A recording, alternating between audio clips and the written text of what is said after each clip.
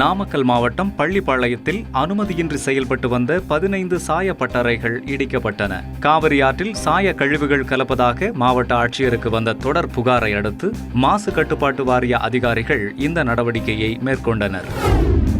திருவாரூர் மாவட்டத்தில் அறுவடை செய்த நெல்லை கொள்முதல் செய்ய அதிகாரிகள் மறுப்பதாக விவசாயிகள் குற்றம் சாட்டியுள்ளனர். அரசு உடனடியாக நடவடிக்கை எடுக்க கோரி வருகிற 13ஆம் தேதி மாவட்ட நுகர்பொருள் வாணிப கழக முதுநிலை மண்டல மேலாளர் அலுவலகத்தை முற்றுகையிட்டு போராட்டம் நடத்தப்போவதாக அவர்கள் அறிவித்துள்ளனர்.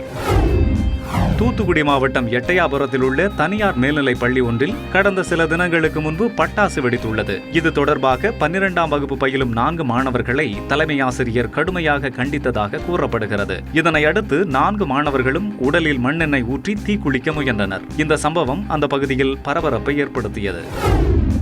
திருவள்ளூர் மாவட்டம் மாதவரம் பால்பண்ணை அருகே டாஸ்மாக் மது பாட்டில்களை ஏற்றிச் சென்ற லாரி கட்டுப்பாட்டை இழந்து சாலை தடுப்புச் சுவரில் மோதி விபத்துக்குள்ளானது. இந்த விபத்தில் 3 லட்சம் ரூபாய் மதிப்பிலான மது பாட்டில்கள் சேதமடைந்தன. லாரி ஓட்டுநர் காயத்துடன் உயிர் தப்பினார்.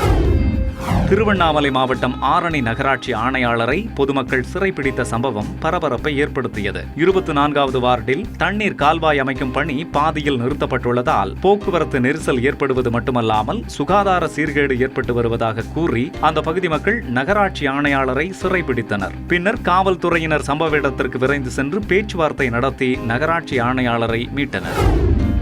திருப்பூர் மாவட்டம் உடுமலை அமராவதி ராணுவ பள்ளியில் பயிலும் 200க்கும் மேற்பட்ட மாணவர்களுக்கு திடீரென வாந்தி மயக்கம் ஏற்பட்டு மருத்துவமனையில் அனுமதிக்கப்பட்டனர். உணவு ஒவ்வாமை காரணமாக வாந்தி மயக்கம் ஏற்பட்டிருப்பதாக மருத்துவர்கள் தெரிவித்தனர். மாவட்ட ஆட்சியர் கோவிந்தராஜு மாணவர்களை சந்தித்து ஆறுதல் கூறினார்.